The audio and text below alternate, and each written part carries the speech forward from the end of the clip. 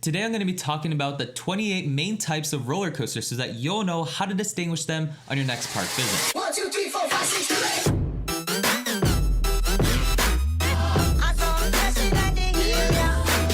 Hey guys, and welcome to 808 Coaster Life. If you're new to this channel and you love roller coasters and other theme park related stuff, please consider subscribing. If you're a newish coaster enthusiast and you want to know the different types of roller coasters so that you'll know what we enthusiasts are talking about when we mention stuff like hybrid coasters, hyper coasters, dive coasters, and more, this is the video for you. Now, you gotta keep in mind that there are so many different types of roller coasters that it's hard to classify all of them. Some don't fit in any of these categories and some fit in multiple of these categories. But these encompass the majority of roller coasters out there. Hopefully with this, it'll make some sense. From what I gathered, I think these can be classified into 4 main groups: by material, by height, by orientation, and miscellaneous. Let's start with material.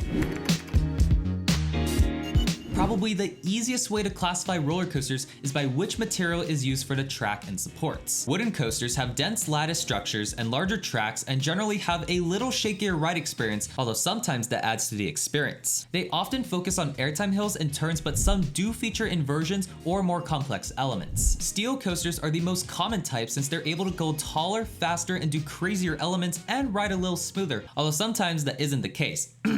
Steel coasters are also able to seat guests in different orientations other than sitting above the track, which we'll get to later. Hybrid coasters are a relatively new type of coaster that either has steel track on wooden supports or sometimes wooden track on steel supports. The ones with steel track offer a smoother steel coaster-like experience with crazier elements, but it maintains the aesthetic of a wooden coaster, while the ones that have wooden track offer a wooden coaster-like experience but with less required maintenance since the supports are steel. Disclaimer, these are still basically wooden coasters. Overall, parks tend to get the best of both worlds with hybrid coasters. And now, the height categories.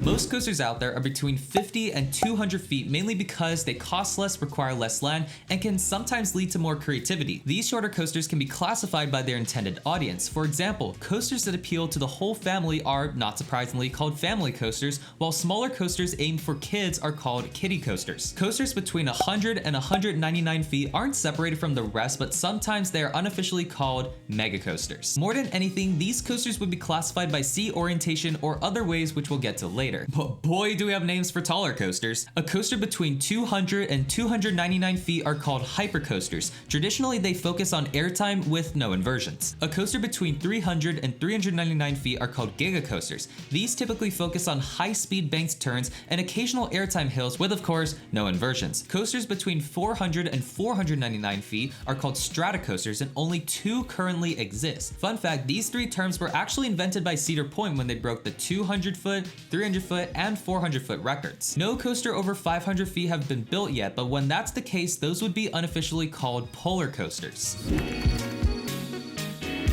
Most coasters out there are sit-down coasters where you sit above the track with a floor for your feet, but some like to add a twist to how you're seated. Because steel coasters are more flexible, designers were able to think outside the box, or rather outside the rails, and come up with creative ways to seat you. Floorless coasters are very similar to sit-down coasters, but there is no floor for your feet. B&M is the only maker that creates dedicated floorless coasters, and even their dive coasters could be floorless coasters since some of the seats are above the track with no floor. Inverted coasters position you under the track and allow your feet to dangle. No, these are not dangling coasters. Suspended coasters do the same, except the trains also swing from side to side. These are more rare. Wing coasters position you on the side of the track with nothing above or below you. 4D coasters do the same, except the seats are able to rotate either controlled or freely, although 4D coasters come in more of a variety than wing coasters. Flying coasters position you under the track in a prone position. Think Superman. However, they can also flip so that you're above the track and laying on your back. Bobsled coasters have the trains going through a trough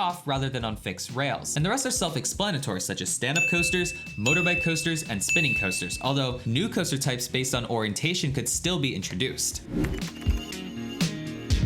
There are still some other ways to classify coasters. One big way that didn't quite fit to any of the other categories is how coasters get up to speed. Most coasters use a chain lift hill to give it some potential energy, but a decent amount use launches. Power coasters use electricity to power it while also being able to coast a little bit. There are also coaster types based on a standout feature. Dive coasters, technically, is any looping coaster with small trains that focuses on having a steep drop. The original model made by B&M has a holding brake over the drop to kick things up a notch. Tow coasters feature feature a drop where a section of track tilts down before releasing the train, and water coasters feature a short roller coaster layout before diving into a log flume-esque experience. Mine train coasters have gentle layouts with trains that look like a mine train. Wild Mouse coasters feature very small trains that navigate a compact layout with a bunch of flat hairpin turns. And finally, yes, finally, shuttle coasters or boomerangs encompass any coaster that goes forward and backward. You should know that there are a lot of coasters that fit under multiple of these categories. For example, Thunderbird is a launched wing coaster, while Steel Vengeance is a hybrid hypercoaster. But which type is the best? Well, that's for us to find out. So let me know down in the comments which coaster type is your favorite. I know for me, my personal favorite coaster type is a traditional hypercoaster because of its height and large amounts of airtime. Yes, I love airtime. If you want to know the common terms and slang that I think every coaster enthusiast should know, check out the card up there. I know I'm gonna cringe at this in the future. If you enjoyed this video, feel free to let me know by leaving a like on this video and maybe even subscribe.